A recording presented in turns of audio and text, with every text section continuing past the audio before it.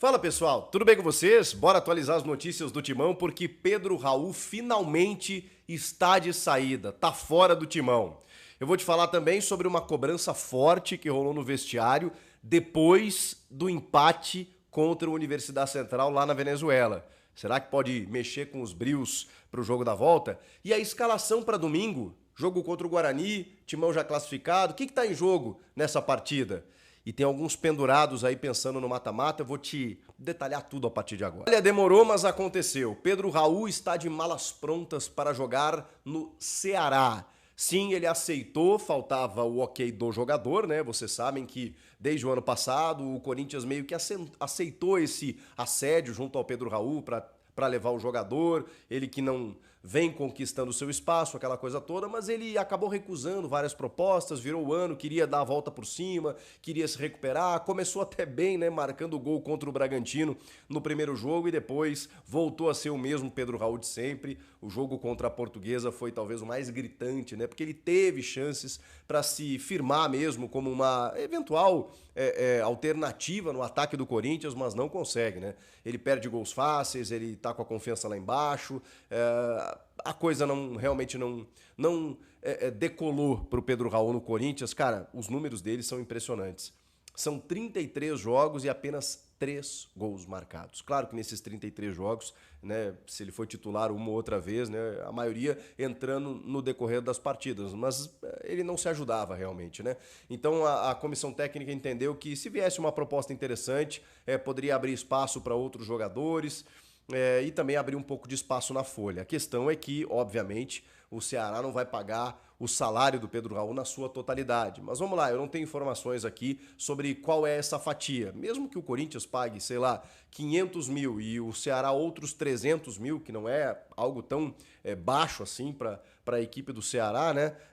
De certa forma, o Corinthians estará economizando 300 mil reais mês. Estou fazendo uma conjectura aqui, né? Eu não sei se é exatamente isso, mas mesmo que seja 200 mil, 300 mil de economia, calcula isso ao final de um ano, né? Você tem 3 milhões de reais, 2 milhões de reais que você pode economizar. Então, assim, é um negócio que você, nesse momento, troca prejuízos. Ninguém vai pagar o salário integral do Pedro Raul. Ninguém vai querer comprar o Pedro Raul pelo valor que o Corinthians adquiriu, 5 milhões de dólares. Ainda mais com o câmbio que está hoje, né? Se torna em real muito mais do que o Corinthians pagou na época, que na época gerava entre 25 milhões de reais, hoje está um pouco mais até, né? O 20 e poucos, né? 20 e poucos milhões de reais agora está mais do que 25 milhões. Então, ninguém vai pagar isso pelo Pedro Raul. Então você tem que trocar prejuízo, né? Beleza, libera o cara, abre espaço na folha, abre espaço para outros jogadores e realmente estava muito sem clima o Pedro Raul para continuar aqui no Corinthians. Está indo para o Ceará, realizou o último treinamento nessa sexta-feira,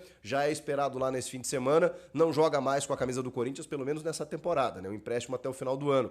Ele foi inscrito no Paulista, foi inscrito na Libertadores, mas não vai ser utilizado. Pode fazer trocas, né, na sequência aí, especialmente na Libertadores aí, na fase de grupos. Para a próxima fase eliminatória, o Corinthians passando também não pode ainda, só na fase de grupos. Vamos lá, vamos falar sobre uma entrevista que o Mateuzinho deu para rapaziada do Podpah. Pô, recebi lá o Igão e o Mítico no podcast que eu tenho com o Denilson Show, que papo da hora. Que papo bacana, fiquei mais fã ainda dos moleques, né? Gente boa, história de vida muito legal, quem quiser conferir lá. E eles têm uma proximidade muito grande, né, com os jogadores do Corinthians, volta e meia, estão lá nos estúdios do Podpah para resenhar, e o Mateuzinho teve por lá. E o Mateuzinho foi questionado sobre esse jogo horroroso, modorrento, né, que o Corinthians acabou protagonizando na Venezuela contra a UCV, né, a Universidade Central da Venezuela. E ele disse... ele usou essa expressão, tá? Que os jogadores quase saíram na mão no vestiário depois do jogo. Depois ele até ponderou, né? Quando eu digo quase saímos na mão é que, cara, a cobrança foi muito forte. E essa cobrança tem que existir. A gente não ficou satisfeito. Então, o que eu imagino? Eu imagino que, assim, algumas lideranças do elenco, e a entrevista do Hugo Souza, por exemplo, ela deu esse sinal... que, cara, não podemos jogar desse jeito. O próprio Ramon disse, pô, os caras deixaram de correr no segundo tempo, então o bicho pegou. Claro, não em termos violentos, em termos de vias de fato, a gente não sabe o que acontece no templo sagrado do vestiário.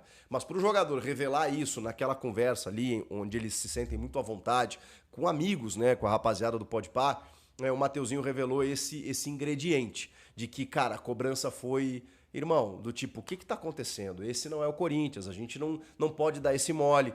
E aí isso me dá um sinal de verdade muito positivo, porque é o que tem que acontecer.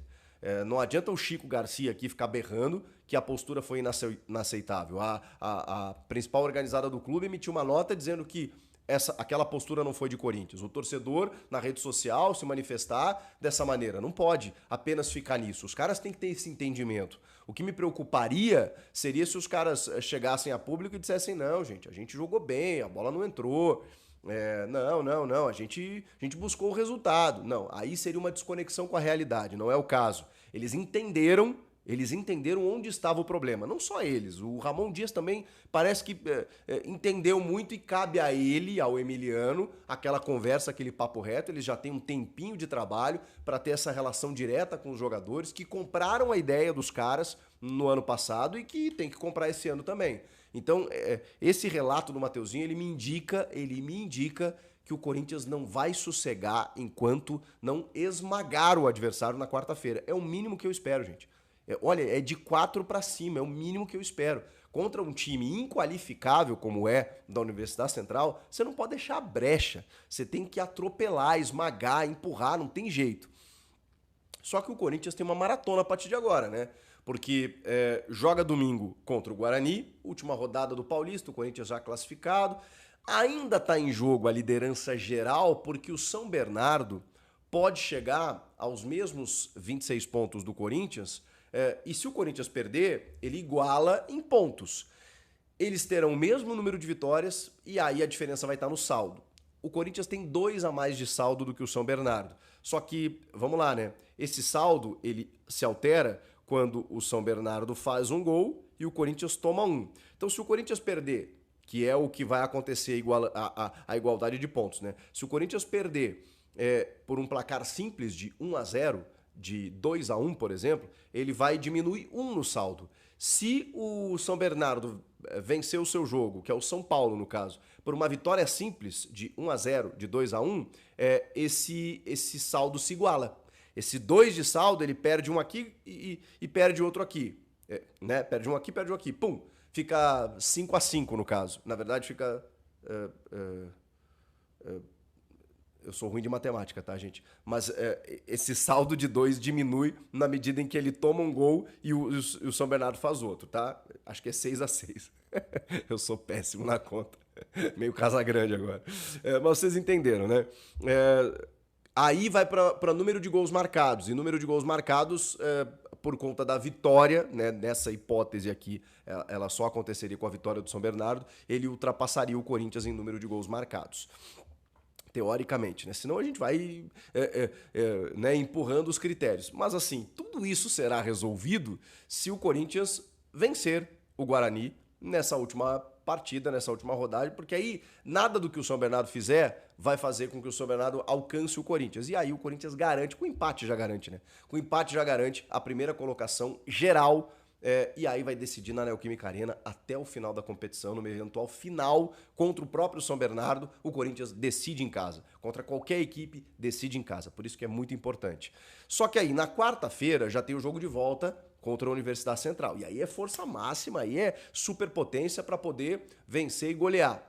Só que aí no outro final de semana já é jogo das quartas de final contra o Mirassol, que pode ser no sábado ou no domingo. No sábado vai ficar apertadinho, né? No domingo vai ter um tempo maior. Só que na outra semana já tem a outra fase eliminatória, o Corinthians passando, né? E a gente espera que passe, contra um time equatoriano. Ou o Barcelona de Guayaquil, que deve ser, ou é o Nacional, também do Equador. E o primeiro jogo é fora. Então, se ele jogar no domingo, ele já tem que meter marcha na segunda-feira pro Equador, terça-feira treinar lá e quarta já jogar. Se jogar no sábado, vai ser mais de boa, porque aí ele tem domingo ainda para descansar, dar uma treinada, viajar na segunda, vai ter um dia a mais de preparação. Então, tudo isso vem pela frente agora nos próximos dias para o Corinthians. Último jogo agora do Paulista na fase de grupos. Na quarta-feira, o segundo jogo contra a Universidade Central da Venezuela, pré-Libertadores. Final de semana que vem, do dia 1º ao dia 2 de março, quartas de final do Paulista contra o Mirassol. E na outra semana já começa a disputa da pré-Libertadores contra um time equatoriano. E aí depois vem, se o Corinthians avançar, semifinal de Paulista. Irmão, aí é toque de caixa, loucura.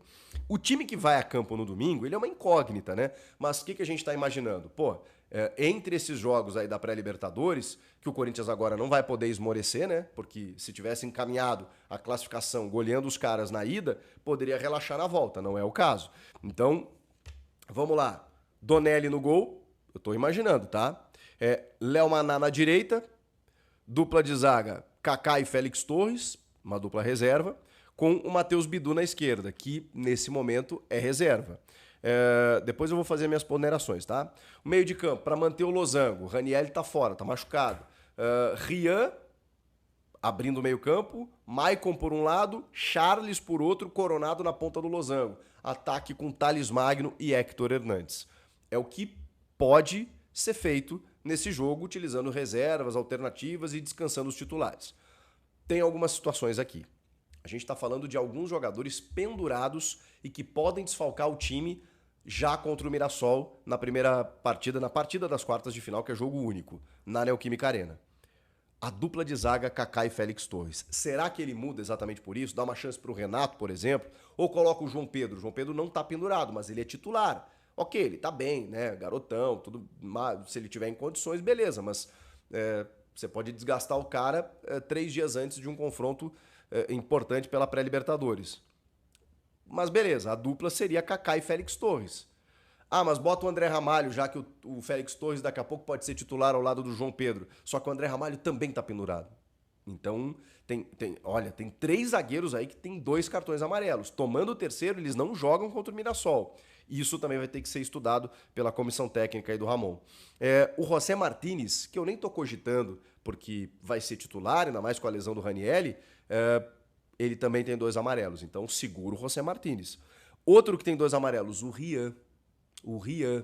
Só que aí, ele pode tirar um volante, ele pode fazer um meio campo com o Maicon e o Charles e o Coronado, 3 meio-campistas e 3 atacantes. Até porque o Guarani, o Guarani ainda tá vivo no grupo do Santos, né? Tá vivo buscando classificação, vai ter que jogar. E aí o Ramon pode fazer um time com o Héctor, o Thales e o Romero, botando mais um atacante, botando apenas 3 volantes, mudando o sistema tático. São as opções que ele tem, dos pendurados, né? Kaká, Félix Torres, André Ramalho e José Martínez, além do Rian. São esses pendurados. Se ele não colocar, é mais mais protegido, né? Você não colocar esses jogadores pendurados. Ao mesmo tempo, ele não tem muitas opções na defesa, né? Dá chance pra molecada na zaga aí, pro Renato, enfim. E na esquerda, eu botei o Bidu aqui, que hoje é reserva dele. Bota o Palácios, né? Bota o Palácios. Pelo amor de Deus, cadê o Palácios? Eu não sei. Vamos ver. Salve nação corintiana, tudo jóia? Gente, olha eu aqui de novo, Mineirinho na voz, passando aqui para trazer as últimas informações do Corinthians. Vamos iniciar o vídeo falando um pouquinho dessa semifinal de Paulistão, mas antes do Corinthians fazer a semifinal com o adversário já definido, vamos falar um pouco do jogo entre Corinthians e Guarani na Neoquímica Arena, domingão. Corinthians que precisa aí pelo menos arrancar um empate para terminar em primeiro lugar no Campeonato Paulista de forma geral. E quais são os benefícios? Corinthians fará as quartas de finais em casa, caso faz a semifinal em casa, e se passar o Corinthians faz a final em casa. Isso é muito bom porque Corinthians jogando na Neoquímica Arena, a Neoquímica Arena pulsa com praticamente 50 mil torcedores, então o Corinthians se torna muito forte e difícil de ser vencido em casa, porque a torcida é o 12º jogador do Corinthians. Porém, o Corinthians já faz esse jogo aí na quarta-feira, no domingo contra o Guarani, já pensando na quarta-feira, na pré-Libertadores, que vai receber a Universidade Central da Venezuela da Neoquímica Arena. Então, o provável time do Corinthians contra o Guarani domingo será um time alternativo, um time mesclado ou, para muita gente, um time reserva. Porque o Corinthians no Paulistão tá bem. E o segundo time do Corinthians tem que, pelo menos, conseguir um empate contra o Guarani. Já na pré-Libertadores, é um jogo que, pro Corinthians, assim, um dos jogos mais de responsabilidade do ano. Porque o sonho do Corinthians é conquistar mais uma Libertadores. E para isso precisa classificar, né? Passar da pré-Libertadores. O Corinthians que entrou na segunda fase, encarando aí o primeiro time Universidade Central em Caracas. Porém, o resultado do Corinthians foi muito mal e a gente tem exemplo do Corinthians em outros momentos, em outra oportunidade, do Corinthians ter sido eliminado na pré-Libertadores. Isso aconteceu com o Tolima em 2011, onde o Corinthians acabou virando chacota, virando sarro dos antes. O Corinthians acabou aí virando meme, sendo eliminado por Tolima, que naquele momento era um time como Universidade Central, um time que não tem força no futebol, um time que não tem uma tradição no futebol de conquistar grandes títulos. Até porque a Universidade Central é o sexto no seu campeonato local, tem apenas uma vitória no seu campeonato local. Então, um time que está disputando a pré-Libertadores pela primeira vez e deu um trabalho ao Corinthians. Por que deu um trabalho ao Corinthians? Porque o Corinthians entrou sonolento. O Corinthians entrou sonolento, teve um apagão. Ninguém jogou nada, com exceção, para mim, marcou até o gol contra, mas o melhor em campo foi o João Pedro Choca. Jogou muito, fez um jogo seguro, firme, um zagueiro de 21 anos, mas com certeza vai nos trazer muita alegria, porque é um zagueiro técnico, um zagueiro habilidoso, um zagueiro que sabe jogar. Mas o Corinthians, de forma geral, foi muito mal. Ninguém se destacou. E jogadores, por exemplo, como o Memphis Depay, que é um medalhão, tem que ser cobrado. E foi muito cobrado. A Gaviões da Fiel foi até o aeroporto fazer uma manifestação pacífica. Também soltou uma nota cobrando jogadores. Então, a Gaviões é uma das principais torcidas. E a torcida não admite jogador jogar no Corinthians com o corpo mole. O que aconteceu no Corinthians, no caso, no jogo da Venezuela, foi o corpo mole. Garro não pôs o pé na bola. E o Roberto não pôs o pé na bola. Me parece que o Corinthians entrou com salto alto, pensando no seguinte: olha, na hora que a gente quiser, a gente ganha o jogo. E não é assim. Libertadores, o jogo é diferente. Libertadores, os árbitros marcam menos falta. Os árbitros deixam o jogo correr. Então você tem que entrar muito sério, muito firme, para ganhar o jogo. Senão, desculpa, apenas com o nome não ganha. Memphis Depay, a mídia caiu criticando, detonando ele, porque parece que ele foi para Venezuela passear. Parece que ele só quer jogar na Neoquímica Arena. Não dá, né, meu? Você representa o Corinthians. Além disso, o Corinthians fez um contrato com o Memphis que dá muito privilégio ao jogador. A cada 15 jogos, se ele participar de gol fazendo ou dando um passo para gol, ele ganha mais 1,5 milhão no seu contrato. Então, o Corinthians fez algo muito bom para ele, muito rentável. Muito rentável. Então ele precisa dar resultado. Ele é um bom jogador, sou fã dele. Sou um fã do Memphis Depay, joga muito, cara inteligente, habilidoso. Joga muito, mas nesse jogo específico contra a Universidade Central, não jogou. Esse é o problema do Corinthians. Agora o Corinthians tem uma sequência de jogos, todas elas importantíssimas, onde o Corinthians tem a necessidade de sair vencendo, de passar, de classificar. Por exemplo, contra o Guarani, o Corinthians não pode perder. Se perder, perde o primeiro lugar do grupo de forma geral. Então tira aí os benefícios do Corinthians fazer todas as quartas, semifinal em casa. Ok, um jogo que o Corinthians não pode perder. Contra a Universidade Central, o Corinthians tem que ganhar, porque se empatar vai para os pênaltis. Pênalti é loteria. 2 jogos. Depois você enfrenta o Mirassol nas quartas de finais do Paulistão. Tem que ganhar, um jogo só. Tem que ganhar. Então você vê, olha a sequência de vitória que o Corinthians é necessário. E o jogador não correspondendo?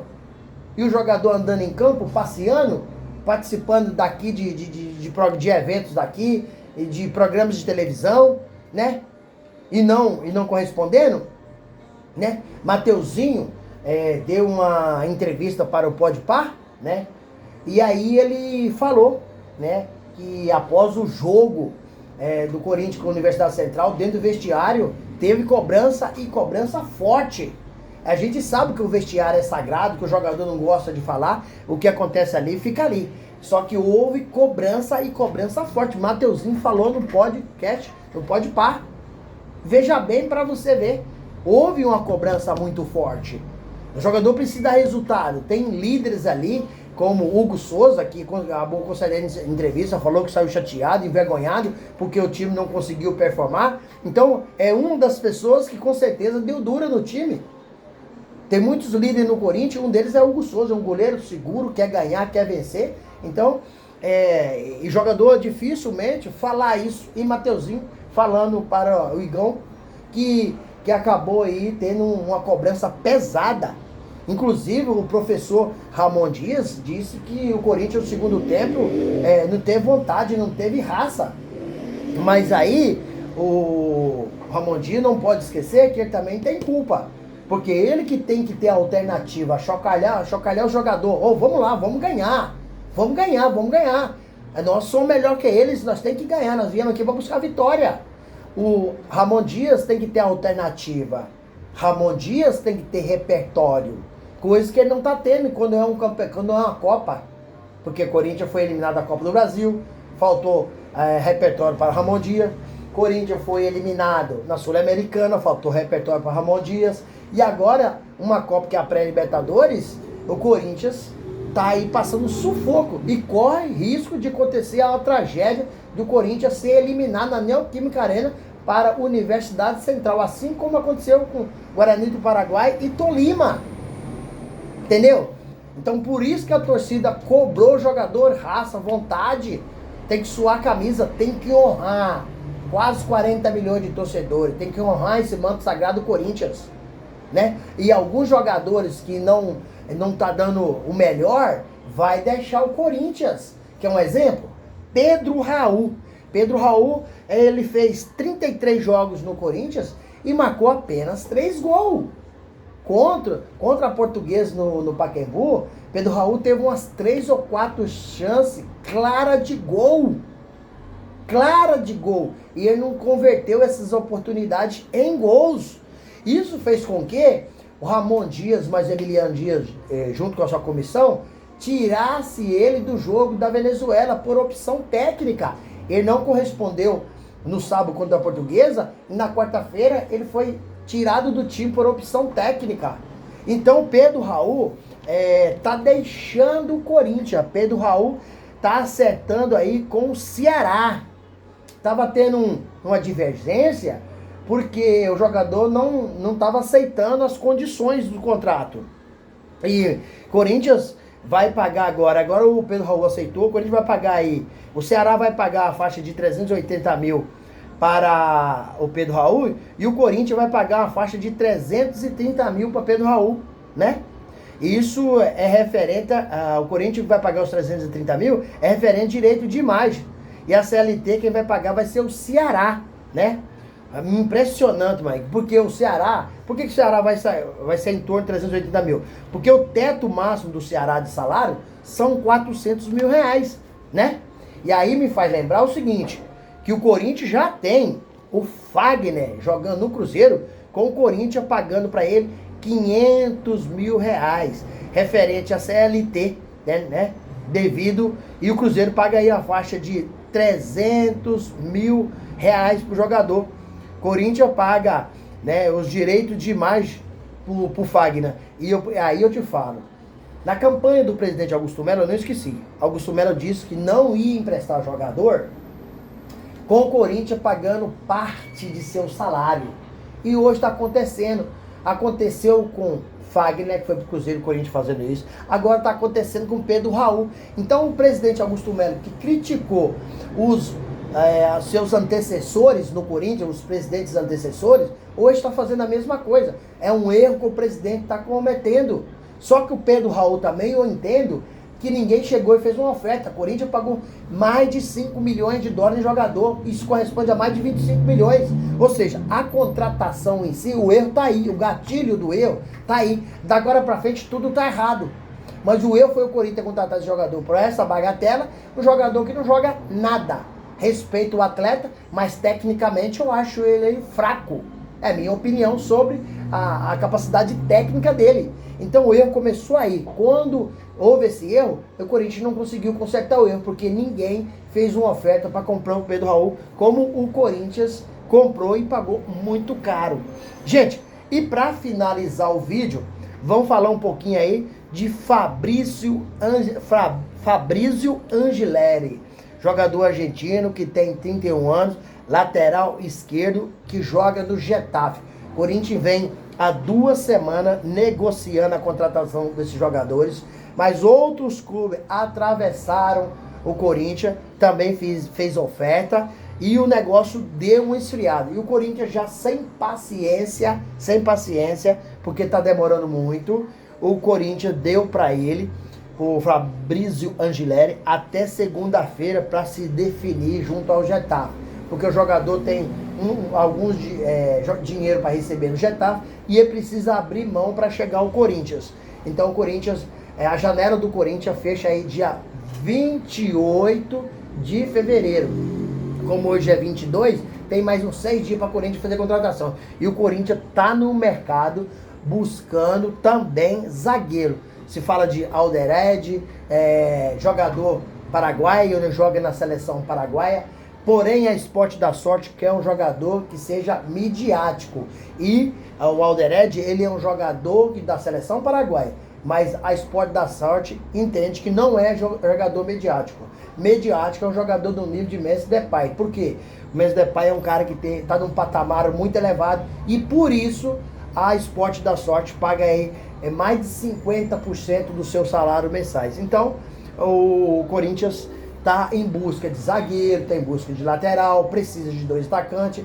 Esse jogo contra a Universidade Central revelou alguns pontos, alguns aspectos no Corinthians que é um ponto fragilizado. Lateral direito do Corinthians, Mateuzinho, é fraco. Zagueiro no Corinthians precisa de um zagueiro titular, um zagueiro diferenciado, entendeu? Porque a zaga é fraca, lateral esquerda é fraca, o Corinthians precisa mais 2 atacantes velocistas, porque o Corinthians hoje tem, por exemplo, o reserva de Memphis Depay e Roberto Thales Magna e Romero. São 2 jogadores técnicos e não velocistas.